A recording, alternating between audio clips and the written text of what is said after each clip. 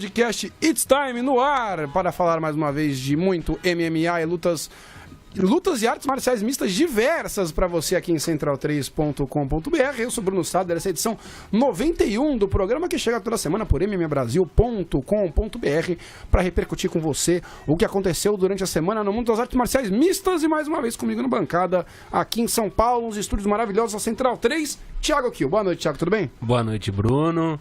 Boa noite, Matias. Sempre bom estar aqui com vocês depois de uma semana ausente. Vamos que vamos para mais uma exibição de gala do nosso nocauteador preferido. Um deles, né? Um deles, mas com certeza eu acho que é o lutador preferido de muita gente. Acompanha o seu voto. Tchau, Kiel de volta na bancada. Bruno Costa descansa. A gente segue no revezamento aqui da Central 3. Assim como o maravilhoso Filipão faz no Palmeiras. Concorda, Tchau, Kiel? Concordo. O Matias ignorou completamente meu comentário. E nisso eu já dou boa noite pra ele. Tudo bem, Matias? Boa noite, Bruno Fares, Thiago Kiel e principalmente aí do outro lado da Dutra, Diego Peixoto, o popular Tintim. Dando um spoiler gigantesco, alô Bangu. Tudo bem, Tintim? Eu não sabia se eu entrava, se eu esperava você chamar. Não, o Matias levantou a bola, você devia entrar chutando já, né? Vacilou. Mas eu não esperava, aí tava no mudo ainda, até chegar a mão no mudo pra tirar. Boa noite, galera. Boa noite, meus queridos. Bom estar de volta aqui. Um salve para todos que nos escutam. Um prazer estar de volta nessa bancada. Diego Tintin tava coçando o dedão do pé, né? O Thiago que eu tomo um susto aqui agora, quando foi chamado, surpreendido. Que bom você de volta, Diego Tintin. Nosso público estava com saudades já de você e de toda Bangu, dizem. Tá frio aqui tá frio aqui em São Paulo, tá frio no Rio. Fica a dúvida, em Bangu tá frio? Mais do que no Rio. É tipo deserto, Bangu. São os extremos aqui, são os extremos, Já deixando uma boa noite para todo mundo que participa no Facebook com a gente. Você sabe, o programa vai ficar disponível para download em mmabrasil.com.br, em central3.com.br a semana inteira, o tempo inteiro, a vida inteira, até tirarem algum dos sites do ar. Mas você pode conferir o programa ao vivo toda segunda-feira, 9h45 da noite, em facebook.com/mmabrasil. E aí você confere o programa ao vivo. E qual é a vantagem? Você estaria se perguntando nesse momento. A vantagem é que você participa do programa com perguntas e comentários, como o pessoal já vai deixando pra gente. E daqui a pouco a gente lê pra você. Porque hoje nós vamos falar bastante do UFC Lincoln, que rolou nesse último final de semana, Lincoln, Nebraska, e vamos falar também um pouquinho de outros tópicos rápidos, UFC São Paulo e de outros esportes. E é com isso que eu queria começar agora rapidamente para dar dois destaques de outros esportes que não o MMA para vocês. Eu não quero necessariamente repercutir tanto isso, até porque não temos tempo para isso aqui no programa, temos um tempinho contado, mas quero dar dois destaques para vocês. Um foi o Robson Conceição, brasileiro campeão olímpico aqui no Rio de Janeiro, nas últimas Olimpíadas, fez sua 9ª luta como profissional, ganhou a 9ª luta como profissional, uma luta de 8 rounds contra um mexicano, que vai fugir o nome agora, ou é americano e tal, com shorts do México, é a pegadinha agora. Mas assim, foi uma luta tranquila, a luta passou no Sport TV, no combate, o Robson ganhou todos os 8 rounds, até com uma certa facilidade, e muita gente já vi comentando, mas são adversários muito fáceis que o Robson tá pegando. É normal nesse começo de carreira no boxe, diferente do MMA, como o cara já pega 2 lutas e depois vai pra pedreira, no boxe, o próprio Alexandre já explicou aqui, nos programas Minuto do Boxe que a gente faz, que é normal que o atleta faça lutas contra adversários de nível mais baixo. Pra fazer no cartel, ganhando experiência, ganhando corpo. E principalmente com essa transição do amadorismo pro profissionalismo, que é o caso dele. Perfeito, Matias, porque as regras são diferentes, o tempo de duração dos rounds são diferentes. Agora as regras do amador até são um pouco mais próximas do que o profissional, mas como a luta se desenvolve é muito diferente. Então, por exemplo, as lutas pelo cinturão costumam ser maiores, de 12 rounds, que é o normal. Ele fez uma de 8 agora, e antes eles fazem de 6. Então, eles vão crescendo até o tempo de luta. O próximo passo é a luta de 10 rounds. Isso porque ele passou por 3 ciclos olímpicos, né? Exatamente. É um cara bem rodado, como foi o Lomachenko e muitos outros. Então, ele, mesmo com a idade avançada, ele vai lutar mais algumas vezes contra atletas de nível ainda que não é o top do top dos tops, até chegar numa disputa por um title shot ou do cinturão em si de alguma das 4 organizações grandes do mundo do boxe. Mas vamos ficar de olho, tanto quanto o Esquiva Falcão, o Robson Conceição, o Nino vem fazendo aí uma boa escada no mundo do boxe, e a gente vai sempre de olho aqui no MMA Brasil. Meu segundo destaque rápido aqui, monopolizando o começo do programa, com o Mundial de Jiu-Jitsu Sênior, que aconteceu em Las Vegas, Nevada, nessa última semana, nos Estados Unidos, né? Um mundial que conta com atletas já aposentados do circuito profissional, mas que competem em diversas das categorias sênior e grandes nomes como o Gurgel, o Tavuxande Ribeiro e muitos outros grandes nomes, o Carlos Gracie Jr., que é o presidente da federação, e não só celebridades, eu vi que o Alex Atala lutou lá, por exemplo, chefe de cozinha, que eu não sabia que era um grande jiu-jiteiro, lutou lá na faixa preta e tudo mais, e muitos outros atletas de grande nome e expressão no jiu-jitsu participaram desse evento, que homenageou todos os campeões mundiais da história da IBJJF, como a Kira Grace, que é nossa colaboradora, esteve lá no evento cobrindo pelo combate e foi homenageada, e a gente vai fazer uma matéria no site para falar um pouco desse evento, que é um evento que tem encontros muito legais de lendas. Eu não vou dizer que é um showball do jiu-jitsu, Thiago Kiel. É mais ou menos isso, mas é mais legal porque talvez o jiu-jitsu ainda permaneça uma técnica mais refinada. Com certeza. Que obviamente não tem todas as explosões físicas que tem no profissional, mas ainda permanece muita técnica dos grandes mestres. E sempre legal ver grandes nomes consagrados em ação. A gente vai trazer um material muito legal com a ajuda de um parceiro nosso que a gente tem aqui do site, que é o Marco Aurélio Buchaim, que é atleta aqui do Barbosa, que estava lá o Barbosinha também aqui de São Paulo, do Jiu-Jitsu, e ele participou da competição na categoria 4, foi medalhista, e ele trouxe muitas entrevistas pra gente, e vai trazer também um pouco da experiência do que foi o evento, tanto ele quanto o Hélio Bartem também, colega nosso da Checkmate, lá de Huntington Beach, Califórnia, e treina lá com o Léo Vieira, que é onde tem na Mackenzie Dern, por exemplo, e os dois vão poder falar um pouco pra gente como é que foi esse evento, principalmente o Marco Aurélio, o Marcão, e enfim, matéria no site durante a semana e talvez podcast extra, hein, Kio? Com o Gustavo Menor, eu vou falar com o Menor aí, aproveitar aí pra fazer um podcast extra, se der tempo, pra falar um pouco desse Mundial Sênior pra vocês, nem que seja uma meia horinha assim especial de jiu-jitsu pra quem gosta da arte suave. Enfim, falei bastante, monopolizei o começo do programa. Cansou de mim já, Tintim? Peguei no susto, gente. Deve estar multado. Me pegou na surpresa. Eu sabia. Foi de sacanagem mesmo.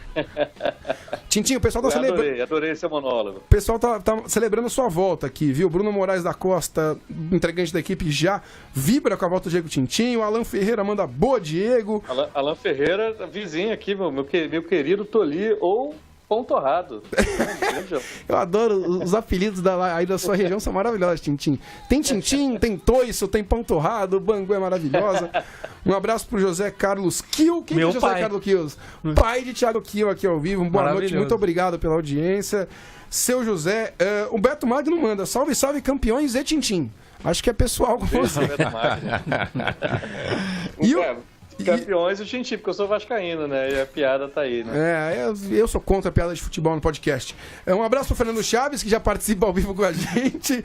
Aqui, salve galera, fim de semana tá pra tomar uma breja com vocês. Fernando Chaves, que é do Tocantins, se não me engano, vai estar aqui no final de semana em São Paulo. Quem esteve também foi o nosso colaborador, o Patrick. Patrick esteve diretamente aqui. De Campos dos Goitacazes, ele que torce foi embora hoje cedo porque tava com medo de vir no podcast, disse. Exatamente. Pô, vocês são colaboradores e estiverem com a gente no MMA Brasil na segunda-feira aqui em São Paulo, podem participar do podcast com a gente. Quer ser colaborador? Não sabe como funciona? Tem o link do Padrim, padrim.com.br/MMA Brasil. Tem o link ali no site, no banner lateral. Você clica e conhece o programa. Vamos falar de UFC, Matias, que o pessoal vai desligar se ficar ouvindo mais minha voz por muito tempo.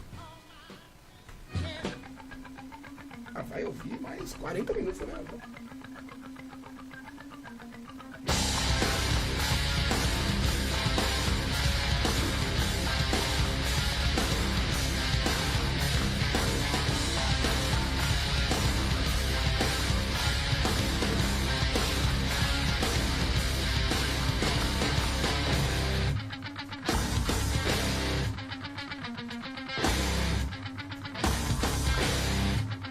Você gostou da tática, Matias, aqui, ó, de congelar a garrafa d'água, aí fica um gelo na garrafa, sendo sempre gelada? Aí você vai tomando até amanhã. Isso, ó, fica a dica aí, congelar a garrafa, durante o dia ela vai derretendo, o Thiago Kiel faz uma cara de reprovação pra vir aqui do lado.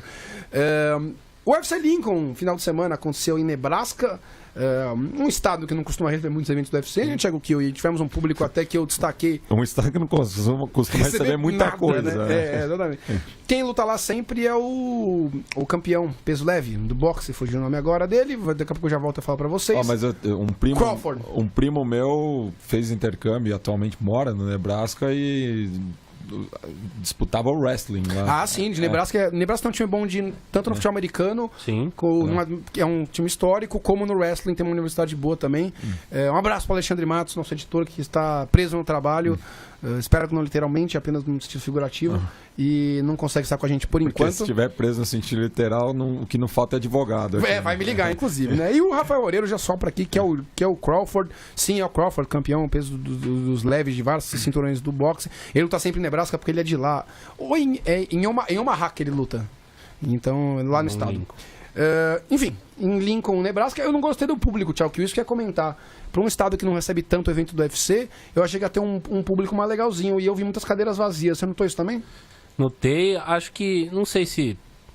O problema é que a gente pensa, do ponto de vista, um estado não recebe muito o evento, mas às vezes não tem apelo mesmo do esporte, da luta naquele estado, do MMA especificamente, ou o público não está acostumado, não tem apelo de lutas, porque a gente... Parece que isso acontece aqui, mas os americanos estão muito acostumados a receber esses eventos e às vezes, estando logo após uma série de eventos importantes e 2 semanas antes de mais um evento com dois cinturões em disputa daqui 15 dias, pode realmente afastar um pouco o público, apesar de ter o Jake Ellenberger, que é um natural de Nebraska lá e que faria a sua última luta, como fez... Era o grande apelo pro público local, né? Era o grande apelo, mas o problema é que o Jake Ellenberger é um grande apelo só pelo fato dele nascer lá, porque ele não é mais o Jake Ellenberger de 5 anos atrás, que era um lutador de alto nível na categoria do meio médio. E Diego Tintin, acho que o Thiago Tio comentou, tem muito sentido também na questão de, às vezes não tem evento lá no Nebraska, mas tem no estado vizinho. Então, não é aquela coisa que vai ter no Brasil e se não tiver aqui tem que voar e gastar $1.000 para ir para os Estados Unidos, né? Sim, eles têm essa opção, né? E lá tudo é um pouco mais em conta, né? Para você fazer esse tipo de coisa, pegar uma estrada, pegar um avião. Então, acho que a própria população lá do local, boa parte dos que gostam de luta já tinham visto algum evento já na vida, provavelmente. E o evento tem a participação de muitos brasileiros, né? Foram 6 brasileiros lutando, mas a gente já vai falar deles. Eu quero começar pela luta principal do evento, que acho que a gente deve dar mais destaque aqui, porque lutou um dos grandes nomes do UFC na atualidade, mesmo com poucas lutas na organização, já é um dos grandes nomes, que é um cara que chegou campeão de outra organização do WSOF, e desde que chegou já mostrou as credenciais de ser um pancadeiro, trocador e com queixo muito forte e nocauteador, que é o Justin Gage, o The Highlight, né? Seria o melhor momento, né? Algo assim. É tipo um The Showtime, mais ou menos. E o Justin Gage, ele tem um hype em torno dele, Thiago Kiel, porque um cara que chega com muitos nocautes, muitas guerras, você fala, será que o cara conseguiu reproduzir isso no UFC? E conseguiu. Conseguiu por um tempo, teve 2 derrotas seguidas, né? Sim. Para... Ed Álvares e Dustin Poirier. Eu tava em dúvida na ordem, ainda bem que você me salvou, que eu tô vendo que você tá colando aí do cartel dele. E agora pegou um cara difícil, que é o Vic, que parece o Sagat do Street Fighter, pra quem nunca viu ele. Pra mim ele parece, não como cara, mas se você vê ele careca, não faz essa cara de negação, Thiago Kiel. Se você não jogava Street Fighter na máquina como o Matias no fliperama, o cara é careca, usa aqueles shorts acima do joelho, ataduras nos pés e fica usando o chute de Muay Thai. Porra, assim não parece o Sagat, é alto, e é bem alto. Mas, enfim, vocês deixam nos comentários de vocês se ele parece Sagat ou não. Mas parecia uma encrenca grande o Vic pro Justin Gage, porque ele era um cara com uma trocação fluida de golpes à distância que poderiam manter o Justin Gage da distância.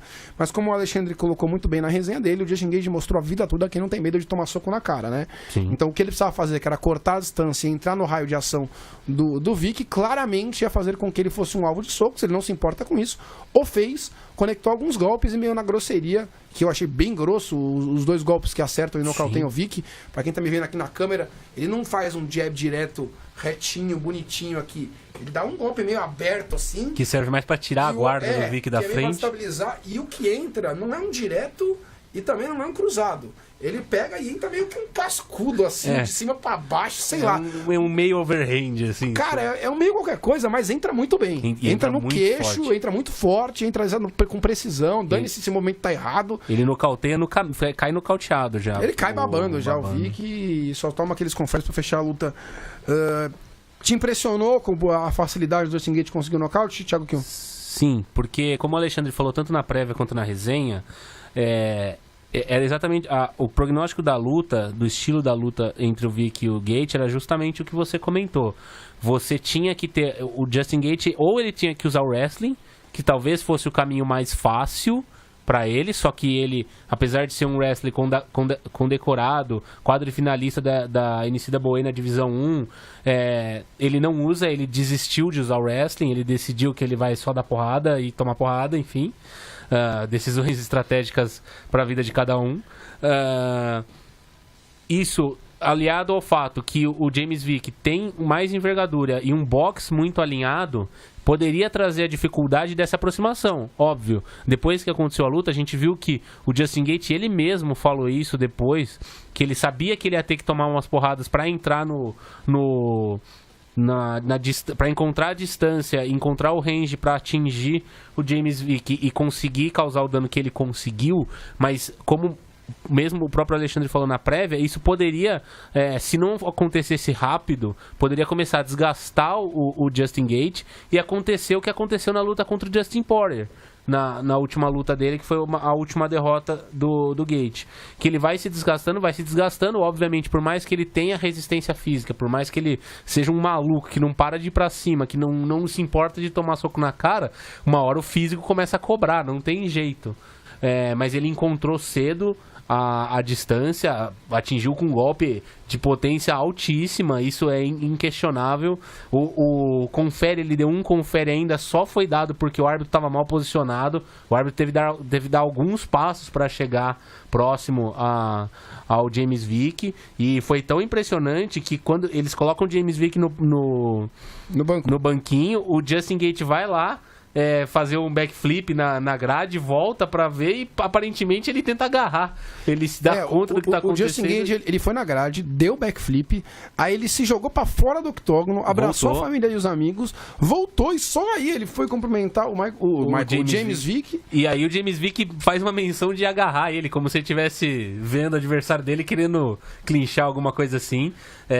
Ficou bastante grog, foi bastante impressionante, mas mostra aí que um cara que tem mais bônus do que lutas no UFC, ele tem 5 bônus, porque ele ganhou um de performance e luta da noite contra o Michael Johnson na primeira luta dele, e depois ele fez só teve bônus desde então ele tem 4 lutas, 2 vitórias e 2 derrotas e 5 bônus de performance de luta da noite, o que mostra que é um cara extremamente que traz um entretenimento muito grande pro UFC, mas que provavelmente esse estilo maluco dele vai fazer com que ele seja esse cara, que fique no top 5, dando trabalho pra qualquer um que chegar pra ele, tendo sempre que entregar ele era o 7º do ranking e o James Vick era o 10º do ranking. Isso. Ele deve ficar por aí, isso não deve jogar ele muito pra cima, até porque o ranking é bem complicado nessa categoria. É um ranking muito complicado. O James Vick vinha de 4 vitórias seguidas e encontrou agora quase 2 anos, 2 anos de invencibilidade, desde a última derrota em 2016, em junho, e conseguiu a vitória agora. O Beto Magno até coloca aqui, Diego Tintin, aproveitando aí que ele é seu fã, eu quero que você responda a ele já fazendo uma análise. Olhando as derrotas do Vick pro Dariush, que foi a última dele lá, 5 lutas atrás, e pro Gaethje, dá pra deduzir que o corte de peso atrapalha a absorção de golpes dele. O cara é quase uma tênia com pernas. Mas ele sobreviveu ao Massaranduba e outros desafios na categoria, Tintin. Não sei o quanto isso compromete. Ele parecia estar adaptado na categoria. Eu acho que foi uma coisa de gameplay. Ele se deixou encurralar ali pelo Justin Gaethje. Me pareceu meio com medo até do Justin Gaethje. Qual que é a sua impressão sobre o Vick e sobre o Justin Gaethje nessa luta, Tintin? O Beto até fez esse comentário também na resenha do Alexandre. E eu li assim e fiquei pensando nisso, né? Que não sei se o espaço amostrava muito grande, né? 2 nocautes, não sei se são suficientes para você dizer que já condenar o queixo do cara, né?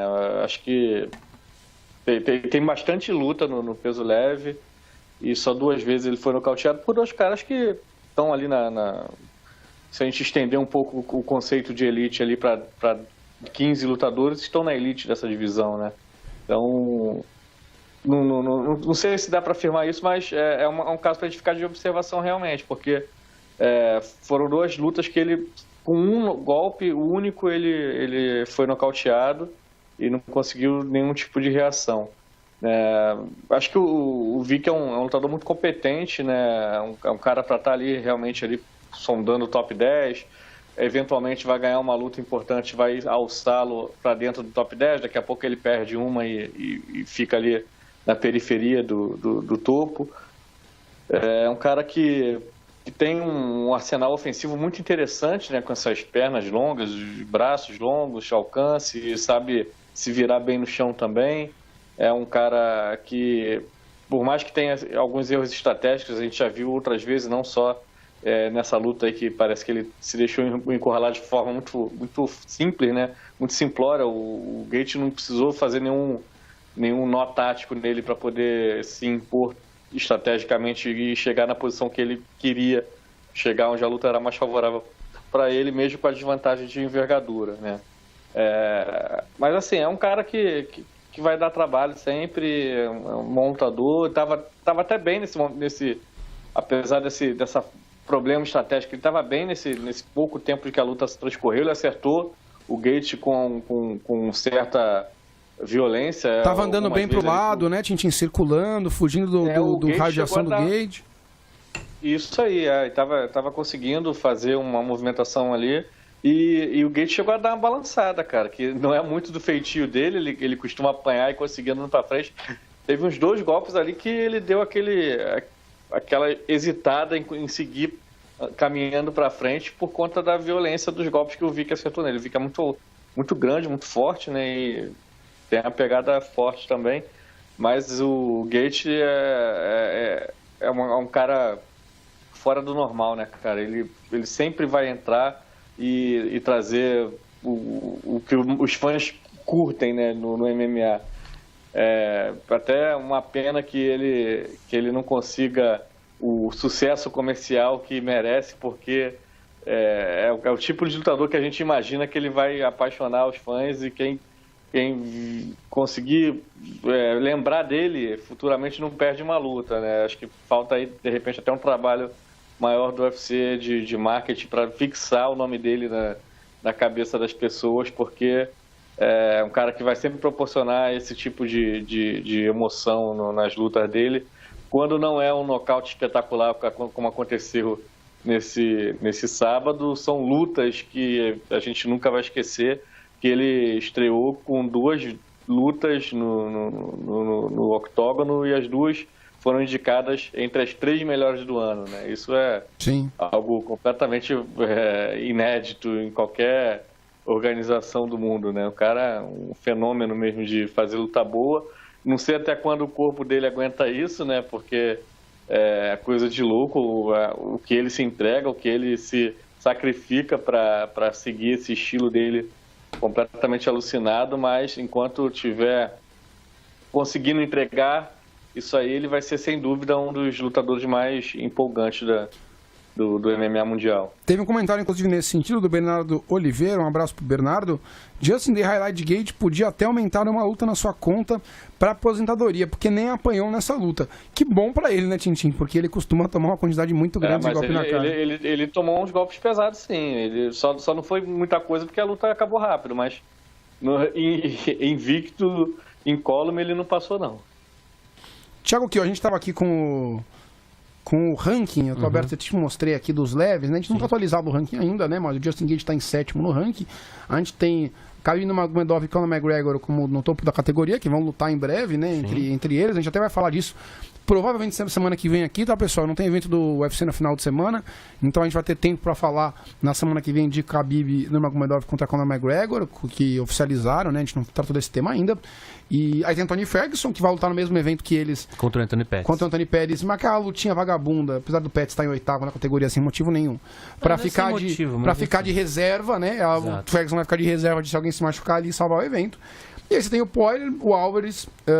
O Poirier acabou de ganhar do Ed Álvares, né? Sim. E aí o Kevin Lee, o Edson Barbosa e o Justin Gaethje. O que você faria com o Justin Gaethje agora, Thiago Kiel? Você daria um prêmio pra ele? Alguém lá pra cima? Tirando os 3 primeiros, não tem muito o que fazer. O problema é quem lá pra cima, né? Eu acredito que... Ele e o Poirier lutaram já, né? Ele e o Poirier acabaram de lutar. Ele e o Álvares já lutaram também. Tony Ferguson tem luta marcada, Conor e Khabib não faz sentido nenhum a lutar com ele. Seria ou o Kevin Lee, que eu não me lembro se tem luta marcada. Ele e o Edson. O Rafael Moreira vai consultar pra gente, vai soprar aqui nos comentários. Ou o Edson. Eu acho que seriam lutas interessantes as duas, do ponto de vista do entretenimento, porque são todos strikers. Apesar do Kevin Lee, eu acho que o Kevin Lee não conseguiria colocar usar o wrestling contra o Justin Gaethje, que tem uma base, né? Tem uma base ele talvez seja até melhor que o Kevin Lee no wrestling, pelo background todo. O Edson seria sensacional. O Edson teria aí que manter o Gate longe dele. E com fazer certeza... o que eu vi que não fez, né? E com certeza, eu não tenho nenhuma dúvida que o Justin Gate ia aproveitar o chute pra botar isso pra ele pra baixo. Ele não iria fazer isso, com certeza. Então acho que seriam duas lutas interessantes pra dar continuidade no caminhar dele nessa categoria. Mas óbvio, mesmo olhando pra baixo, ele pode ter lutas interessantes a serem feitas com os lutadores de mais profundo do ranking, porque ele é um cara interessante e é um cara que... E a categoria já tem mais ou menos os próximos passos alinhados aí. Porque o Ed Alvarez tem essa questão contratual, acho que ainda não resolvida com o UFC.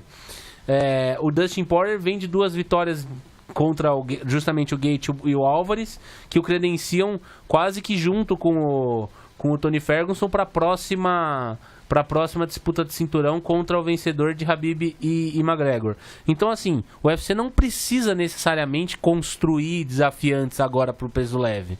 Então ele pode colocar o Justin Gaethje em lutas que sejam interessantes para ele do ponto de vista comercial e até esportivo, para ele se consolidar, também não ficar negativo no UFC, que por mais que ele seja... O UFC não vai mandar o Justin Gaethje embora, demorou tanto para conseguir trazê-lo, um cara tão interessante assim. Mas também o cara bem também, né? Exatamente, também para não deixar o cara toda hora ter que ficar saindo com a lata estourada, né? Por mais que ele goste, ele já até colocou lá um número de lutas, não me lembro agora, que ele falou que mais não sei quantas lutas ele aposenta. Enfim, isso ele sabe muito bem que vai ter que acontecer logo, porque do tipo de lutador que ele é, cara. Eu acho que uma luta dele contra o Kevin Lee seria interessante se o Kevin Lee estiver disponível pra lutar. Eu acho que seria uma luta interessante até também para colocar mais um ali na briga. O Kevin Lee que disputou o cinturão interino com o Tony Ferguson há algum tempo atrás, seria um cara que faria uma luta interessante. Aqui nos comentários, o Matheus Costa manda um abraço pro Matheus lá no Rio de Janeiro. Justin Gaethje contra Edson Barbosa é um sonho se tornando realidade. O Idonaldo Gomes comenta com a gente: eu acho que o Kevin Lee ia tomar um calor do Gaethje. Como o Thiago Kiel falou, não existe lutador que não toma luta. Se o Conor McGregor... Ele pode sobreviver ao calor, né? E sobreviver. Qualquer lutador da categoria que pegar o Justin Gaethje não vai ser uma luta fácil. Mesmo que seja Conor McGregor, mesmo que seja Khabib Nurmagomedov. Ele é favorito? Não, mas ele o cara vai ter que cortar um dobrado pra ganhar do Gaethje. O Daniel Henrique, um abraço pra ele sempre com a gente aqui, comenta aí: eu vi que o Lee tem luta marcada contra o Al Iaquinta pra novembro. E só não sei se procede, vocês que estão mais bem informados, ver se procede. Eu não tenho informação aqui, eu sou horroroso de cabeça, viu, com essas coisas, viu, Daniel? Eu preciso entrar no sites, consultar. Falta o Alexandre, né, Tintin, nessa hora, que sabe todas essas coisas de cabeça, ele, o João Gabriel Gelli, o Oreiro, o pessoal da equipe que sabe essas coisas. Ele, Gelli. Os caras são uma máquina, né? Sem cola, né? É impressionante. E sabe que Bruno Costa também, né? Ele finge que não, mas é. Ao que consta, o rematch entre os dois. Tá marcado. Que o Al Iaquinta ganhou no UFC 169, lembrei de cabeça. Não colou agora não, né? Tá bom. Tá pra ser marcado aí, eles estão tretando no Twitter atualmente. Twitter, que rede social maravilhosa, né? Que eu e Matias Pinto fazendo uma campanha contra essa rede social maldita, mas ela continua aí firme e forte. O Twitter é a única rede social possível. Nossa, horrorosa. Fonte mundial, maior fonte de fake news e da história. Não, esse chama WhatsApp. Grupo de família do WhatsApp, mais precisamente. O bom do Twitter é que não tem nenhum parente meu. Grupo de família, o pessoal manda: eu li, se tomar 18 copos de água por dia, eu não vou ter câncer. É verdade? A tia manda pra você. E aí a nossa equipe vem correndo aqui a sacudir, que maravilhosa, né? Acudir os dois apresentadores perdidos, e o Rafael Oreiro e o Matheus Costa, nos editores, mandam: marcada não, é só boato por enquanto. Mas Thiago Kiel já apurou que estão no Twitter se degladiando. E o Donaldo comenta aqui que o calor que ele falou é no sentido de apanhar mesmo. Ele acha que não tem strike. Eu entendi, que assim, você tá falando de dificuldade e ele tá falando de apanhar mesmo. Ele tá falando que é favorito. Mas, Eduardo, no fim das contas, você que concordam que o Justin Gaethje é favorito a ganhar e... Eu acho que mas, enfim, é uma luta difícil. E o Edson Barbosa tem poder de striking. Até porque o Justin Gaethje, da mesma forma que ele entrega a luta difícil pra todo mundo, ele não consegue ter luta fácil com ninguém, né? Exatamente. Ele transforma tudo em guerra. Deus abençoe ele por isso, Diego Tintin. É o novo Diego Sanches. E falando em quem não transforma, quem transformava lutas em guerras hoje em dia não vem ajudando muito o pessoal a gostar das lutas dele, é o Michael Johnson, né? Outrora número 4 ou 5 da categoria dos leves, salvo engano aqui. Ele que não lembro se ele foi top 5, mas ele chegou no... Cara, se não foi 5, era 6, 7. Foi. Quando o Justin Gaethje ganhou dele, ele era 4 ou 5, sim. Com certeza. Aí, o Diego Tintin bancando minhas informações de cabeça, que maravilhoso. Mas ele pegou o André Fili, né? O André Fili, que é um lutador bom, não é um lutador ruim, mas não é um aço da categoria. E o Michael Johnson deveria ganhar essa luta na trocação com facilidade, principalmente se ficasse a trocação. E a luta ficou na trocação, Tintin. Só que ele não ganhou com facilidade. Inclusive, na minha opinião ali, ele perdeu a luta na contagem das papeletas. Os juízes não entenderam assim, deram decisão dividida a favor dele. Eu conversei com o Thiago Kiel aqui em off, ele disse que concorda que ele acha que o Michael Johnson ganhou mesmo, mas também sem muita convicção, né, Thiago? Sem muita convicção. Acho que dava pra dar pros dois lados, mas como o Alexandre disse, o resultado diz mais sobre onde está o Michael Johnson na categoria do que efetivamente quem ganhou perdeu. Agora, Tintin, uma luta que ficou na trocação pro Michael Johnson, que tem um boxe afiado, deveria contra o Fili ser tudo o que ele queria, ele ganhar a luta tranquilamente. Isso não acontecer é assustador. Assustador não, né? Porque a gente já vê ele decaindo, mas é mais um atestado de que ele segue a ladeira abaixo na categoria dos leves, né, Tintin? Eu também acho que a explicação que eu consigo enxergar para isso é que ele chegou na categoria do peso pena com 4 surras, né? Se você for ver, foram 4 surras, só que essas 4 surras em 2 lutas, porque ele deu uma surra no Justin Gaethje e levou uma surra do Justin Gaethje. Aí são 2. E tomou uma surra do Nurmagomedov que valeram por 2. Então acho que aí ele veio dessas 2 lutas que ele sofreu muito castigo com o Nurmagomedov, sofreu muito castigo com o Justin Gaethje. E como a gente cansa de falar, isso não é não é coraçãozinho de videogame, né? Que você perde quando você vai para a próxima fase. Tá tudo certo. Acendeu tudo de novo, né? Ele sofre o dano e o dano fica acumulado ali numa próxima luta. Ele sofreu mais dano ainda e isso acumula para a carreira dele, acumula para a vida dele, inclusive. Eu acho que ele não é mais o mesmo lutador que ele era antes dessas 2 lutas por conta do castigo absurdo que ele sofreu e pouca gente consegue voltar ao mesmo depois de passar pelo que ele passou. Eu acho que, aliado isso a um corte de peso ainda mais severo, pode estar deixando o corpo dele desgastado a ponto dele não conseguir vencer em pé tranquilamente o André Fili, que, como você falou, é um bom lutador, mas é lutador para o Michael Johnson jantar em pé, né? E realmente não foi o que aconteceu. Essa luta foi muito dura. Eu também marquei pro Fili, mas eu consigo enxergar a vitória do Michael Johnson também. Acho que o round definidor ali foi muito equilibrado. Acho que poderia ter ido para qualquer um. Nas últimas 7 lutas é apenas a segunda vitória do Michael Johnson e com certeza não vai subir muito na categoria essa vitória dele. Pessoal, descendo aqui no card que a gente tem muita luta para falar, então a gente tem que ser um pouco mais sucinto aqui, eu não vou pedir a opinião de todo mundo sobre todas as lutas. Eu passo para ele, que chegou fazendo barulho já nos bastidores aqui da transmissão, nosso editor-chefe Alexandre Matos, para falar, primeiro, boa noite e segundo, sobre a vitória da Courtney Casey sobre a Angela Hill, mais uma decisão polêmica e a Casey saindo com a vitória. Ale, tudo bem? Boa noite, fala dessa luta pra gente. Boa noite, Sara. Boa noite, Tintin. Queria primeiro falar que a primeira frase que eu ouço quando entra aqui na ligação é Tintin falando de coraçãozinho de videogame. Maravilhoso, né? Foi sensacional. Então, Courtney Casey contra Angela Hill, luta muito animada, né? Melhor luta do card principal. Muito, muito maneira. Pra mim, só foi superada pela luta do Marajó no evento todo.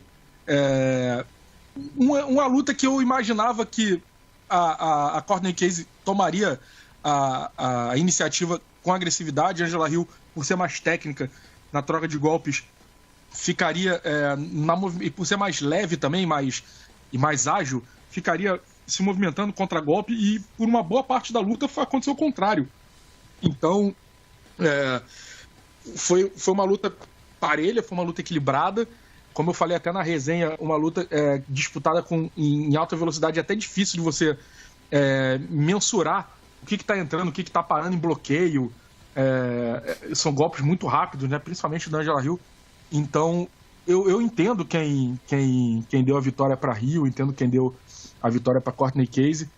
Achei um lado legal da luta, a Angela Hill ter mostrado uma melhora na defesa de queda dela, que sempre foi um problema no jogo dela, principalmente porque ela ainda é um pouco crua no chão. E no final das contas são duas lutadoras que parecem que não vão avançar muito da onde elas estão, né? Vão entregar lutas empolgantes, lutas legais. A Courtney Casey, se não me engano, tá na terceira decisão dividida seguida. Foi Felice Herrig, Michelle Waterson e agora a Angela Hill. Tá precisando se benzer ela aí, né? E talvez a que ela mais tenha feito para ganhar, que foi contra a Michelle Waterson, ela perdeu. Essa foi meio garfinho, as outras estavam bem parelhas mesmo. Uma luta legal de assistir, no fim das contas, né? Uma luta legal, acho que divertiu o público que tava na TV ou lá no ginásio. Garantem os empregos das duas, assim, Sim. com atuações desse tipo. Um abraço pro Marco Antônio, como sempre com a gente aqui, nosso colaborador. Kevin Lin andou dizendo que queria subir de categoria. Oi, Tintin. Você falou do Sagat no começo do programa, né, citando o James Vick. A Angela Hill, na pesagem para essa luta, ela fez uma imitação maravilhosa do Sagat. Vou botar o linkzinho aí nos comentários do podcast. E coloca depois na matéria também, quando eu for pro site, o podcast no MMA Brasil, que eu não cheguei aqui.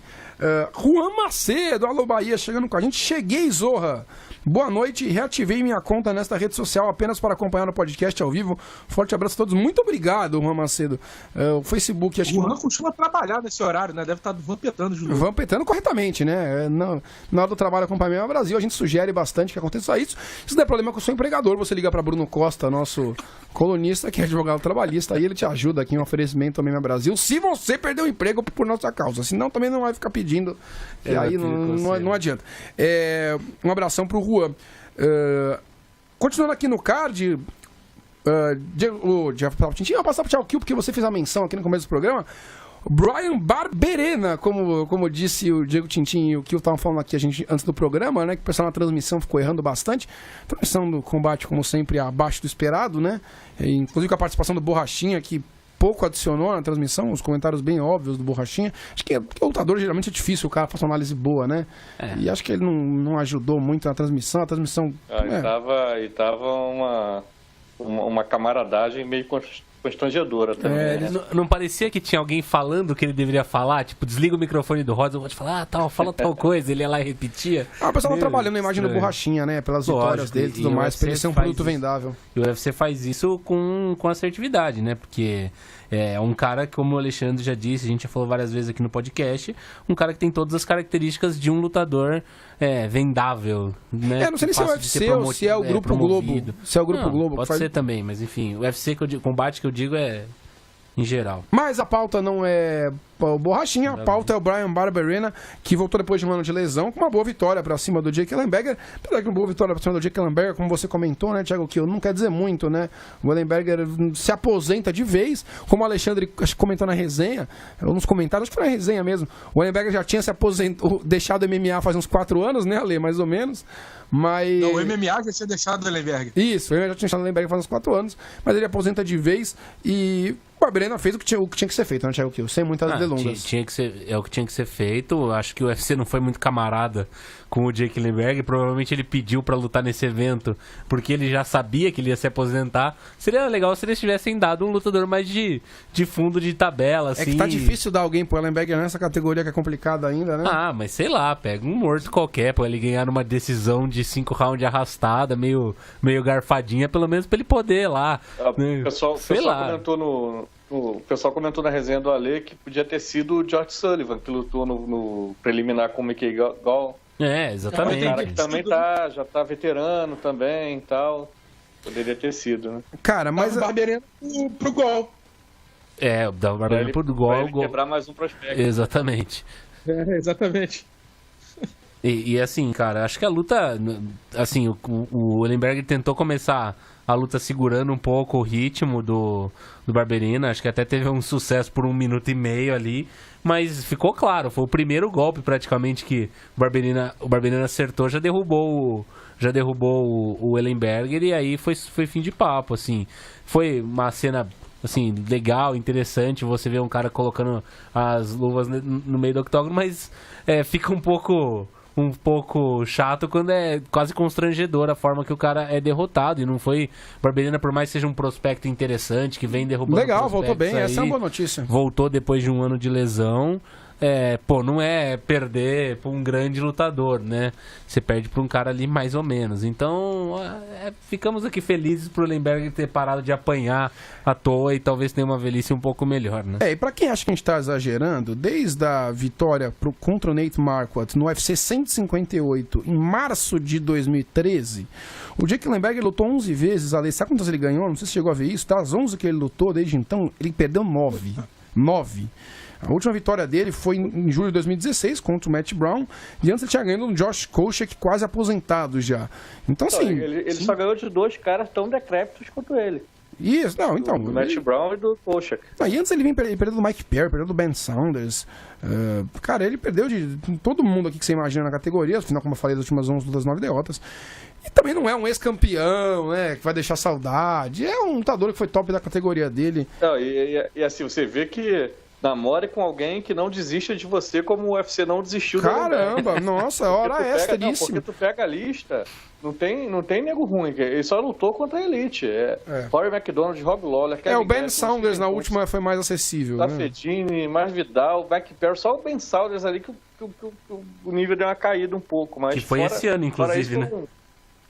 Fora isso, foram umas 7, 8 lutas seguidas contra ou quem é da Elite ou quem já tinha sido. Mas enfim, fica um abraço pro Jake Lemberg, né, que não tá escutando o nosso programa e tem uma boa aposentadoria sem sequelas, espero eu. Luta interessantíssima na categoria dos moscas, um brasileiro que chega com tudo pra chacoalhar a categoria. Ele continua invicto aí, aos 30 anos de idade.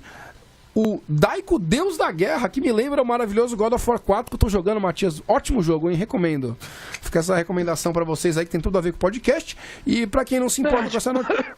e pra quem não se importa com essa notícia, como o Diego Tintin, são 15 vitórias seguidas do Davidson Figueiredo, né? O Daiko, Deus da Guerra, que é o apelido dele. 15 vitórias seguidas. Agora vem sobre o John Moraga, ex-desafiante, um atropelamento, vitória no segundo round por nocaute. Já tinha ganho antes do Joseph Morales por nocaute também, e de outras 2 decisões no UFC, 4ª vitória seguida. Diego Tintin, aonde vai o Daiko, que já tem 30 anos, né? A gente fala que, é um cara que tá chegando agora, arrasando todo mundo na categoria dos moscas, mas já tem 30 anos na categoria dos moscas. Cara, é um lutador bem... eu acho que ele luta acima do que a qualidade técnica dele permite. Isso é muito bom, isso é muito legal. Porque se você... Outra discussão que teve na resenha do Ale foi que, por exemplo, citaram o Matheus Nicolau, que é um cara que aparentemente mais talentoso do que ele, né? O Ale até respondeu que no MMA, como qualquer esporte, talento não é tudo, não determina quem vai se dar melhor no esporte, só o talento, só a técnica, só a capacidade natural de aprender ou qualquer outra coisa dessas isolada. É um cara que luta acima do que o talento dele supõe que ele vai lutar, porque é extremamente dedicado, tem uma personalidade muito bacana para a luta, ele é confiante, sabe fazer... tem um senso de oportunismo, né? Sabe fazer as coisas certas na hora certa, consegue capitalizar muito bem as chances que tem de definir uma luta. Isso faz dele um cara muito perigoso, aí subindo na divisão. Acabou de ganhar do 6º do ranking do UFC, não estava ranqueado ainda, vai aparecer no ranking nessa semana. Só que eu tenho um certo receio de colocarem ele para dar um passo maior do que a perna dele permite no momento, né? Porque ele fora do ranking venceu o número 6 do mundo. Eu acho que é provável que pensem que ele não precisa mais lutar contra um cara que esteja atrás dele, que ele agora tem que olhar para cima e tem que lutar contra alguém do top 5. Eu acho que ainda não está na hora dele fazer esse tipo de luta. Eu acho que mais umas 2 lutas ali com gente entre ele, né, que vai entrar no ranking ali, talvez já no top 10. Entre ele e o final do ranking, eu acho que seriam lutas interessante para ele pegar uma casca maior para quando tiver que enfrentar alguém da elite. Mas a atuação dele me deixa bem contente, né? Foi uma luta contra um cara duríssimo e ele levou a luta de ótima forma, conseguiu quedas contra um cara que era um wrestler universitário bom, né, de bom nível, conseguiu queda, conseguiu controlar no chão, conseguiu levar vantagem em pé, estava realmente dominando o combate até conseguir a oportunidade de finalizar com um nocaute muito bacana, onde ele demonstra toda a sua potência, né? Um cara que vem conseguindo aí vitórias por nocaute, que é uma coisa rara no peso mosca, né? Alça ele ainda mais para uma posição acima do que era esperado. A expectativa não era muito alta com ele, né? Quando ele estreou no UFC, e ele está sendo uma grata surpresa, um cara que tem uma grande dedicação aí, um talento e com certeza uma personalidade fora do comum, né? Acima da média, porque vai lá e luta como se estivesse ainda lutando nos eventos regionais aqui do Brasil. Ele que é lá do Pará, de Belém, ele treina com os Marajó, né? Com os irmãos Marajó, na Marajó Brothers. Eu acho que ele é da ilha de Marajó também. Ele é de lá. Sim. Ele é de lá. É de lá, sim. E Ale, é a primeira luta que ele fez fora do Brasil, né? Ele tinha lutado já em São Paulo, vou pegar aqui com a minha cola, Rio de Janeiro, São Paulo e Belém. E agora lutou pela primeira vez fora do Brasil, continuou com alto nível. Ele mostra que ele tem uma trocação boa, ele mostra que ele tem um jogo de chão ajustado, ele foi campeão lá do Nordeste de Jiu-Jitsu. Só que não te preocupa a idade dele, Ale, você não acha... Eu entendo a posição do Tintin, eu em tese concordo com ele. Tem que ir com calma para ele ganhar uma casca maior na categoria e não jogar ele aos leões logo. Só que com 30 anos, Ale, vindo com esse retrospecto que ele tá, não tá na hora de mandar um top 4 para ele, assim, um teste assim... pra valer, não que o Moraga não seja, mas um dos cães de guarda da categoria, pra mostrar se ele tá mesmo no nível dos top 3 ou não? Perdedor de Borg e Benavides, por exemplo. Isso, exatamente. Assim, é um passo a mais, mas você não acha que pela idade seria importante já dar um teste? Não, acho que pela idade, acho sim. Já tem que dar sim. E, cara, ele ganhou do Moraga com muita sobra, com muita autoridade, entendeu? Então, não tem... Eu não dava nada mais pra cair. E aquela questão, cara. Essa categoria não tem nem profundidade pra dar muito tempo pro cara ficar se testando. Daqui a pouco o maluco tá com 33 anos aí lutando com nego de meio de rua. Então, a categoria tem pouca gente. Não tem jeito. Eu botaria agora o perdedor de Borg e Benavides, vamos pra frente. Ou o Dustin Ortiz, você acha que funciona também? Cara... O Dustin Ortiz eu acho que ele ganha. O estilo do Dustin Ortiz é ruim o estilo do Daiko é ruim pro Ortiz. É uma luta que não acrescentaria tanto pro Daiko. Poderia até dar uma certa dificuldade, porque o Ortiz é um cara chato. Sim. Entendeu? Mas é uma luta que eu não sei, cara. Eu prefiro dar o Borg e o Benavides e ver qual é. Entendeu? Entendi. Eu quero o direito de resposta, hein? Diga, gente, em 30 segundos que o tempo tá voando. Vai, candidato. É porque... Não, cara, quando eu falo duas lutas, assim, não é pra... Ele tá com 33 anos ainda lutando com gente abaixo dele. Eu acho que duas lutas ele faz no período de 7 meses, 8 meses aí. Ele ainda com 30 anos, ganhando essas duas lutas, ele já tá pegando alguém da elite, né? Ajudando o Diego Tintin nas discussões, coisa que raramente eu faço, essas 4 lutas que ele fez no UFC foram em 1 ano, Tintin, 1 ano e pouquinho. A primeira luta dele no UFC foi em junho de 2017, então em 1 ano e 3 meses ele fez 4 lutas. Então, nesse momento muito raro, estou te ajudando numa discussão. Não é algo que ele vai chegar na elite com 35 anos, né? Seria mais 7 meses, 8 meses aí para ele pegar alguém mais capacitado para fazer um teste, ele tendo um pouco mais de experiência, né? Porque vamos supor que ele pegue um Benavides hoje, o Benavides tem 18 lutas, 20 lutas entre o WEC e o UFC ali na elite do peso, né? Disputando cinturão ou estando sempre a 1, 2 lutas de cinturão. O cara tem 4 lutas no UFC e a luta mais importante que ele fez até agora foi o Moraga num card de UFC, aquele Fight Night, né? Então, acho que a diferença de experiência não é muito grande. Eu acho que eu gostaria de ver ele adquirindo um pouquinho mais de experiência para ter um desafio desse tamanho. Então, Tintin, é o seguinte, essa categoria já teve desafiante que na luta anterior da disputa de cinturão estava no card preliminar de Fight Night, então não seria a primeira vez que isso aconteceria. E além do mais, o que eu tô falando é o seguinte, se você dá o perdedor de Borg e Benavidez. E esse cara é o Benavidez estaria com 2 derrotas consecutivas pro Borg e pro Pettis. Eu acho que ele estaria no nível de lutar com o Davidson. Entendeu? É isso que eu tô falando. É o Benavidez? Mas será que o Benavidez que a gente tá falando é o Benavidez que deu calor no Demetrius Johnson no UFC 152? É o Benavidez que deu calor no Dominic Cruz no WC? Eu acho que não é mais, entendeu? Talvez ele nem exista mais, esse Benavidez, né? Talvez esse cara nem exista mais. Entendo o seu ponto ali. É só assim, não que eu acho que isso seria errado. Eu tô falando o que eu gostaria que acontecesse, né? Seria um pouco mais devagar. Mas que se ele pegar um top Benavidez, ou sei lá, um top 4, top 5 da categoria, seria errado? Não seria, porque ele acabou de ganhar de 6. Então tá tudo dentro de uma coisa normal, no caminho normal também, né? Daí pra frente tem o Jussier, o Borg, o Benavidez, o Pettis, o Cejudo e o Demetrius, né? Isso, exatamente. O João Gabriel Gelli casou o Davidson Figueiredo contra um Dustin Ortiz, como já o que eu sugeriu.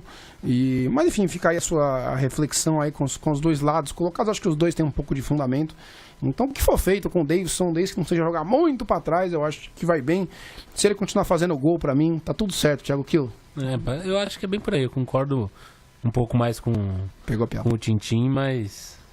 Pegou a piada. Não peguei a piada que você fez, Davidson. mas... Um abraço pro Vitor Khaled, mas não corre o risco do Daico pegar um top 15 em overtraining.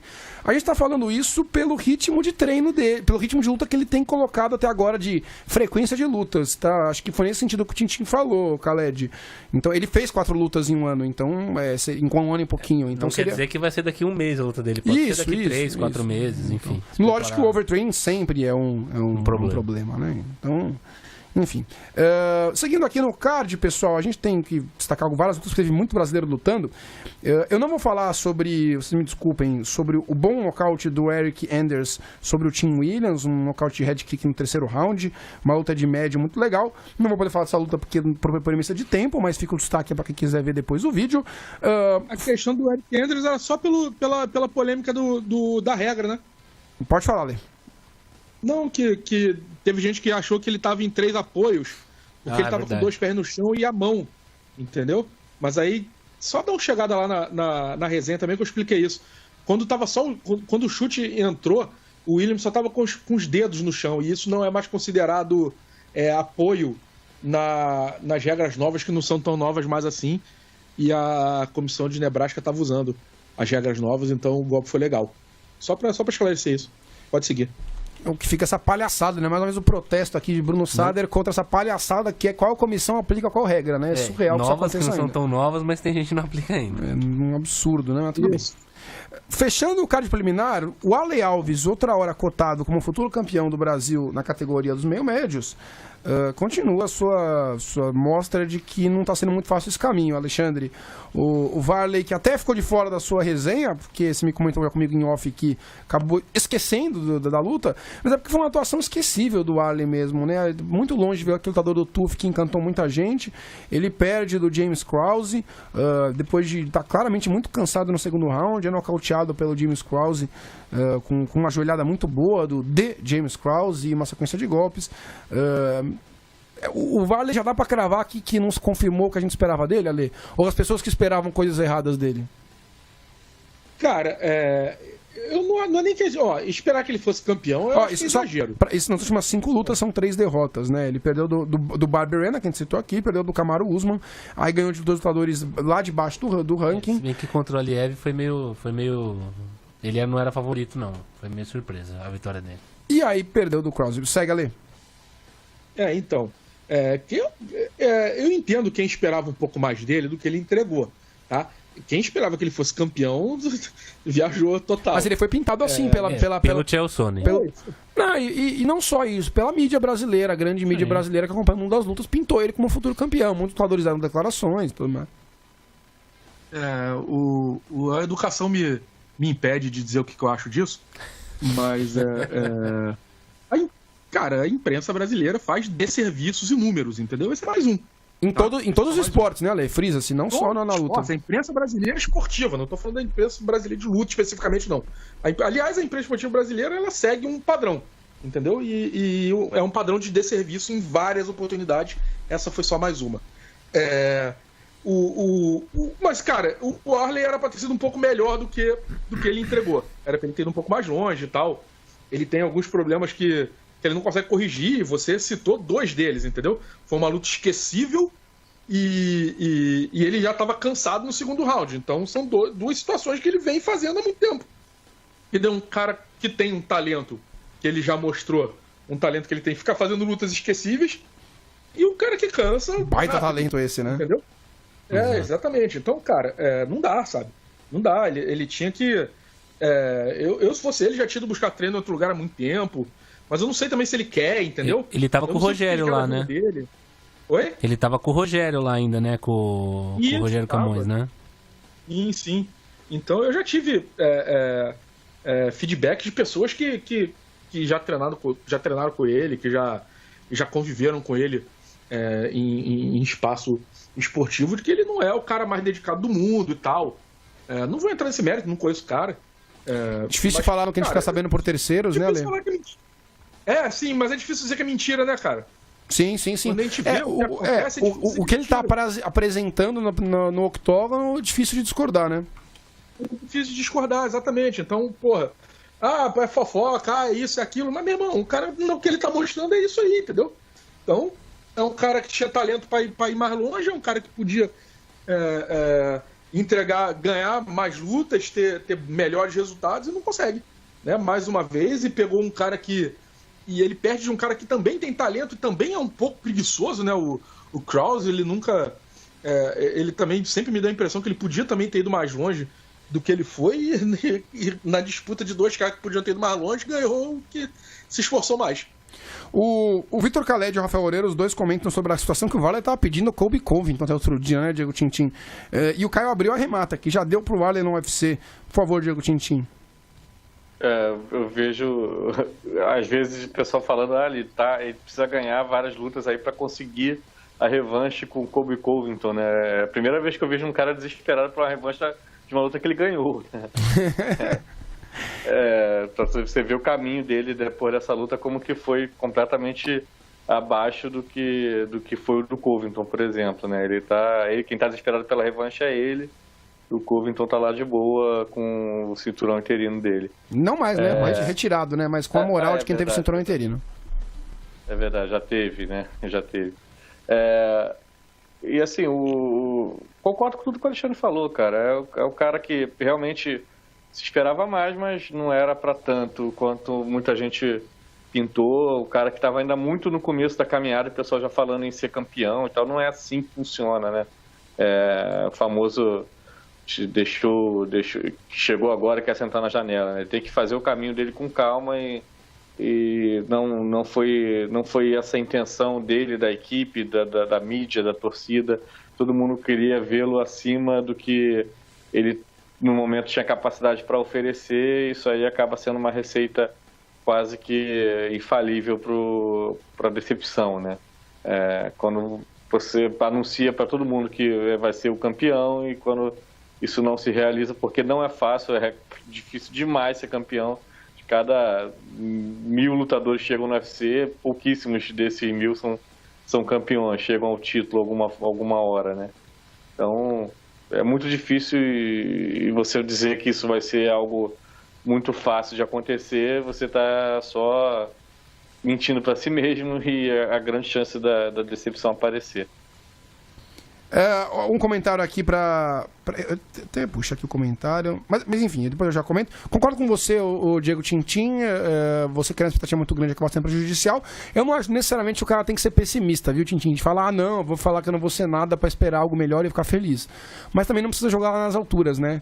Porque realmente é o que você falou, são pouquíssimos que ficam campeões. Não é um negócio tão simples assim. O problema é que quando você cria esse tipo de expectativa, aí você perde a luta. O cara que estava lá, que você prometeu que vai ser campeão, que a mídia ficou falando que você vai ser campeão, o cara que está vendo acaba exagerando para o outro lado. Vai falar que você é um cocô, que você não presta para nada e tal. E não é assim também. Nem todo mundo que não é campeão é ruim.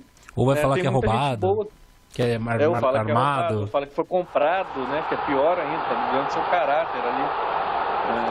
No momento, um grito de gol maravilhoso. Desculpa, acontece, escapou aqui. Mas, Diego Tintin... Mas, enfim, Conclua, é isso? Então, é isso. Não que você tenha que falar que, não sei se eu vou ser campeão. Você tem que ter a confiança, mas eu acho que tem como você ser confiante sem ser arrogante, né? Sem provocar expectativas exageradas em torno de você.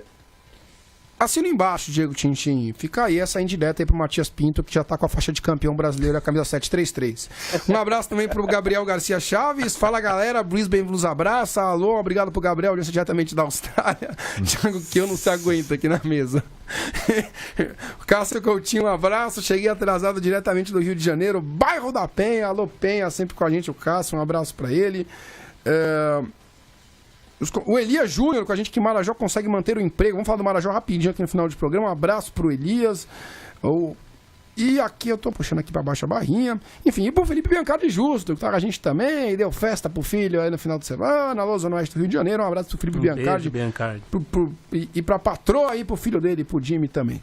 Estávamos lá ontem, eu e Alexandre. Vocês são dois arroz de festa, né? Os dois Maria Festeira, os dois aí, você e o Alexandre. O famoso peido de festa, como falamos aqui em Bangu. Maravilhoso termo aí, para adicionar muito à cultura dos nossos ouvintes do podcast. Falando do Marajó, Alexandre, rapidamente, que temos 10 minutos de programa só. O Marajó perdeu, né? Perdeu do Corey Sandhagen, é isso? Tá certo? Sandhagen, como é que pronuncia o nome? Sandhagen, Desculpa aí pela minha falta de pronúncia da categoria dos galos. Ele perdeu a luta aí com o nocaute no segundo round. Já deu, perguntaram aqui, acho que foi o Caio Abreu, deixa eu ver quem perguntou aqui, se já deu pro Marajó. Vai falando ali que depois o Elias Júnior perguntou, o Marajó consegue manter o emprego? O pessoal com medo da faca, Alexandre, um minutinho pra você falar do Marajó. Peso galo com 38 anos, né, cara? É complicado ele se manter competitivo em alto nível. A questão é que ele chegou bem perto da vitória, e se o juiz não fosse um maldito desgraçado, ele teria vencido, inclusive. Na hora que o cotovelo do Sandhagen envergou pro outro lado, um juiz menos irresponsável teria terminado a luta e ter dado técnica submission e um abraço, que ele não bateu, que ele não gritou nem nada. Sinto muito. O nego não vai ficar lá pagando pra ver o maluco fratura exposta no meio da luta. Bem ou mal, o Marajó vem de 2 bônus, né? Tem lá seu valor, né? Se eu não me engano, todas as vitórias dele ultimamente têm sido bonificadas, né? Eu vou buscar aqui a colinha. Isso. As últimas 3 vitórias dele foram com bônus de performance. Foi luta da noite essa. A última luta tinha sido performance da noite. E aí ele tinha tido 3. Você pula 2, ele tinha tido 3 lutas seguidas fora do Brasil com luta da noite e performance da noite. Ele teve um nocautão que não me lembro quem foi, que foi até meio surpreendente. Foi o Joe Soto. A última luta dele? O Soto. Verdade. Primeiro round, né? Isso, exatamente. Aí, cara, ele tem, assim, não é o Diego Leberger, entendeu? O Diego é um cara que você falou, porra, passou muito da hora dele parar, entendeu? Cara, um peso galo de 38 anos não era mais pra estar rendendo, ele ainda consegue. Então, e principalmente um cara que já mostrou, quando o UFC foi a Belém, mostrou que é um cara que não tem uma vida muito confortável e tal, e é um cara que ajuda muito pessoas carentes da ilha de Marajó, então... Tem a academia dele, né, Marajó Brothers. Isso, exatamente. E que ele ajuda muita gente, inclusive na academia dele também. Então, e é um cara legal pra caramba, é um cara que... As lutas dele acabam sendo legais, né, bicho? O problema é que ele cansou, ele foi nocauteado no primeiro round, aí o juiz foi maldito novamente, né? Não devia ter deixado a luta passar pro segundo, e no segundo, eu até comentei no WhatsApp, falei, pô, o Marajó já tá nocauteado e ele só não sabe ainda. Né? E aí voltou a luta e ele descobriu que tava mesmo. E aí, recebeu um ofício. Descobriu antes do juiz, inclusive. Descobriu antes do juiz, inclusive, verdade. O juiz quase perguntou, pô, você tem certeza? Daquela situação desagradável. Então, assim, se fosse bom, eu diria pra ele que, porra, cara, já deu, entendeu? Valeu. Ele corre muito risco desse nocaute agora representar um puta de uma curva acentuada de descendência, apesar dos resultados recentes dele não indicarem tanto isso, mas exatamente pelos resultados dele e pelas atuações, pelos bônus que ele andou recebendo aí, não indicarem isso, é capaz dele fazer mais algumas lutas e é um cara que precisa, então deixa ele continuar. Eu pararia, se fosse ele, já pararia, ou sei lá, faria uma luta de despedida aqui no Brasil e um abraço. Já são quase 50 lutas na carreira, né? Muita coisa. Com dólar Exatamente. a R$4, deve ser bom ganhar 50 mil de bônus também, né? Pô, são 19 lutas no UFC, Então. não, 19 ou 17. Mais uma no WC, eu fiz umas contas aí ontem, ele deve ter levantado uns 850 mil aí já de bolsa. Dólares, entendeu? né? Não, reais. Ah, Dólar então é não pouco. deve ter- Então não dá pra fazer nada com esse dinheiro também. 150 mil reais. Thiago, que eu ganho isso em 2 anos. Realmente tá certo. E Ale, quer saber? Tá lutando, tá dando caldo, cara. Tá sendo pago o emprego dele, banca lá ele, um monte de gente, academia. Segue o barco. Temos mais. Eu só tenho medo da próxima luta ele tomar um nocautão bizarro e aí isso aí representar ele ter virado cacareco, que no MMA acontece de uma hora pra outra, entendeu? Então é só essa preocupação. Em relação a isso, o resto segue bola. Diego Tintin, mais 2 lutas a gente vai falar. Uma pra você, uma pra Thiago Kiel. Pra você, o Marcos Maluco perdendo do Andrew Sanches. Você e o Ale podem falar aí, mas eu quero o seu destaque mais rápido.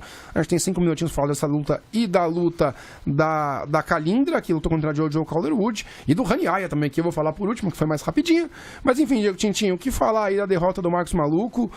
Decisão unânime aí de 29-28 pro Andrew Sanches. Na categoria dos médios, qual a sua observação geral sobre o Marcos Maluco, que tem um belíssimo penteado segundo o Thiago Kiel? A cena da luta do Marco Maluco foi ele dando uma zoada ali no treinador, né? Eu não lembro exatamente. Tu lembra, Alexandre, o diálogo exatamente que ele... No intervalo do round, né? Como é que você tá, cara? Tô morto. Ah, filha da puta, para de zoar, porra. É sério, porra. Fala sério. Sério, porra, Isso. Porra, o cara é doido, né, cara? O apelido não é à toa. Tava bem na luta, né? Tava conseguindo evitar a aproximação do Sanches, que é um cara que basicamente só consegue oferecer mesmo o wrestling mesmo. Tem força nesse tipo de jogo, mas troca mal, é lento. É um cara que até cansa rápido também.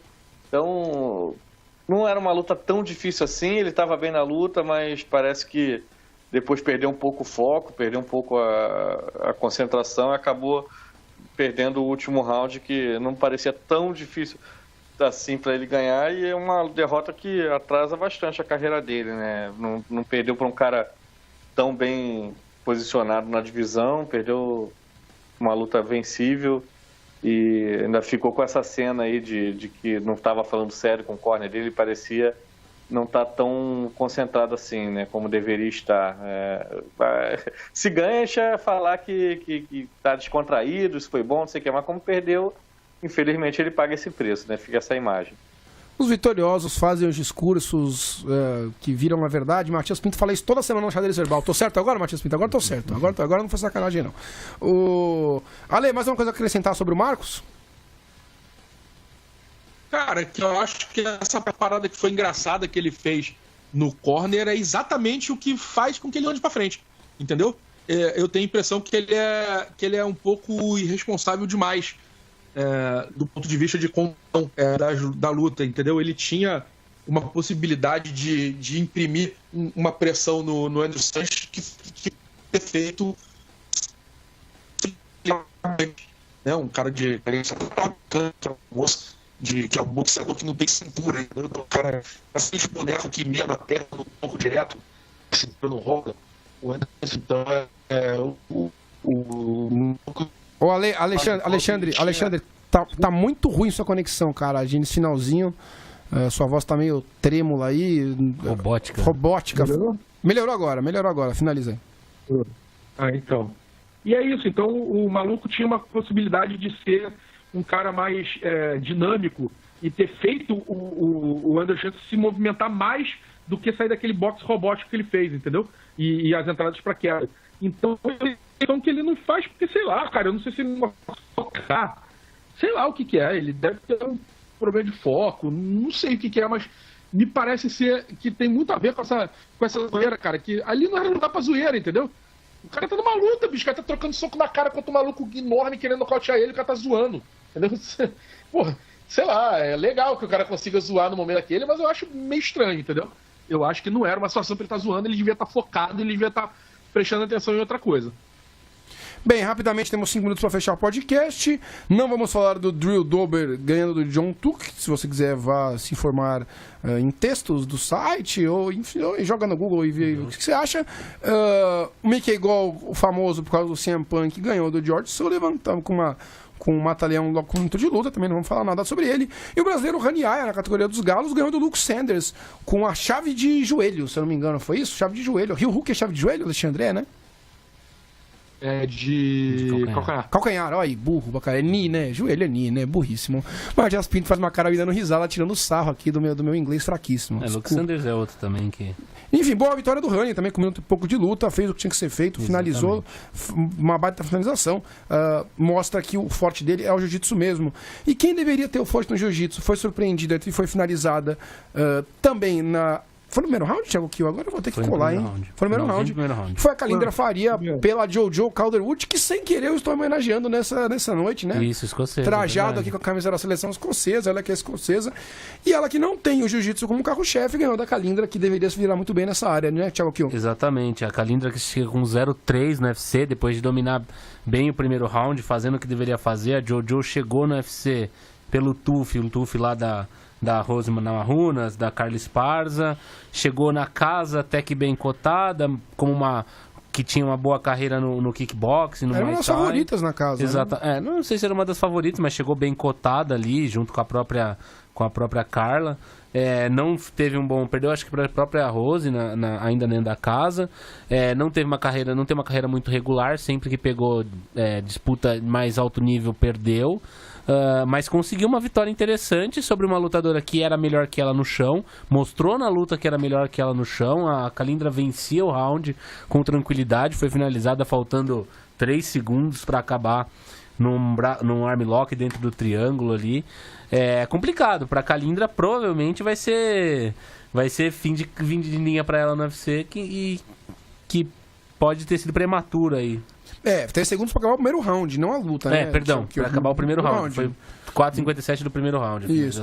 É a terceira derrota em 3 lutas pra Kalindra aos 32 anos. Deve ser aí, salvo algum milagre, ela deve ser seja amiga pessoal do Dana White ou de alguém lá dentro. Muito difícil que ela não seja demitida, né? Nada contra a Kalindra, pelo contrário, né? Até uma pena, porque seria o carro-chefe dela. Sim. Mas Tintin Alexandre, pra finalizar, difícil, com 0-3 no UFC, manter o emprego, né? Difícil. Só um parênteses sobre a Jojo Calderwood, que 10 minutos antes da luta, nem fazer guarda ela conseguia, né? E ela finalizou da guarda. Exatamente. Impressionante. É um negócio pra Kalindra pensar muito na vida dela. Bem, pessoal, vamos chegar no final do podcast.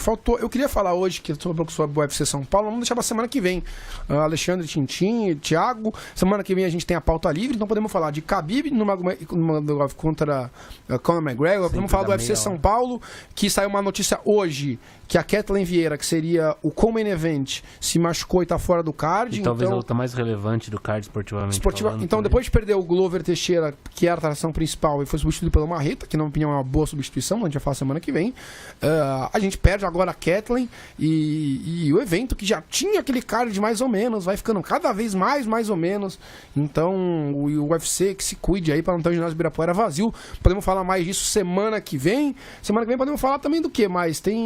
Eu tinha mais um assunto aqui na pauta pra falar e agora me fui. Da Dana White Contender Series. Sim. Tá aqui atrás de mim, passando aqui, ó. Se você tá vendo aqui na minha câmera aqui agora que eu tô falando. Ó que maravilha. Tá passando ali, ó. Dana White Contender Series Brasil, que começou agora, né? Na verdade já teve gravações, né, Alexandre? Já teve mau caráter divulgando até resultado por aí, né, Alexandre? Mas o Contender Series que vai rolando aí no combate, que é o substituto do TUF, né? Na Globo também. Na Globo tá rolando também, ao vivo. Inclusive na Globo na hora do UFC. Parabéns. Roda no sábado. Na hora do UFC, segundo o Thiago Kiel. Parabéns aos envolvidos. Mas enfim, a gente vai falar mais sobre semana que vem. A gente tem bastante coisa pra falar. A pauta aberta vai ferver. Talvez a gente traga um convidado pra discorrer todos esses temas com a gente. A gente se organiza até lá. Enquanto isso, muito obrigado, Ale, por ter corrido saindo do trabalho para participar com a gente. É nóis. Sucinto e prático, Diego Tintin. Boa noite pra você e pra toda a Zona Oeste do Rio de Janeiro. Abraço a todos. Valeu. Thiago Kiel, Boa noite. Muito elegante você com esse suéter hoje, diferentemente de camisa de futebol americano. Achei muito correto vir com essa vestimenta no podcast, viu? Vim direto do escritório, estamos aí pra isso. Precisando só chamar. Muito obrigado mais uma vez, Matias Pinto, pela produção. Recomendamos todo o conteúdo da Central 3 e Central3 com numeral.com.br. Quero destacar o Na Era do Garrafão, hein, Matias? Eu e Diego Tintin gostamos bastante e aprendemos muito sobre o Jerry West, Alexandre. Que monstro no Lakers, hein? Não sabia toda a história dele de vida e de sofrimento. Monstro, né, maluco? Monstro. Recomendo Na Era do Garrafão no Central 3. Por sinal, o último episódio foi sobre o Spurs, né? Com a chegada do Duncan e do Popovich. E justamente hoje, né? O Manu Ginóbili... O maior jogador sul-americano da história se aposenta. Desculpa, Oscar Schmidt. Facilmente. Né? Assim, Larga a margem. Um abraço pro Oscar Schmidt, mas larga a margem. O Manu se aposentou hoje. Manu Ginóbili, um monstro sagrado. Maior esportista argentino de todos os tempos. Segundo o Diário Olé. Segundo pesquisa do Olé atual, mas claro, no calor da emoção. E o San Antonio Spurs, né, a franquia mais relevante da NBA dos últimos 20 anos. Um abraço a todos. O podcast de Simon volta segunda-feira que vem, às 9h45 da noite, em facebook.com/MMA Brasil. E estamos no site semana inteira. Confira o nosso conteúdo. Um grande abraço e até a próxima.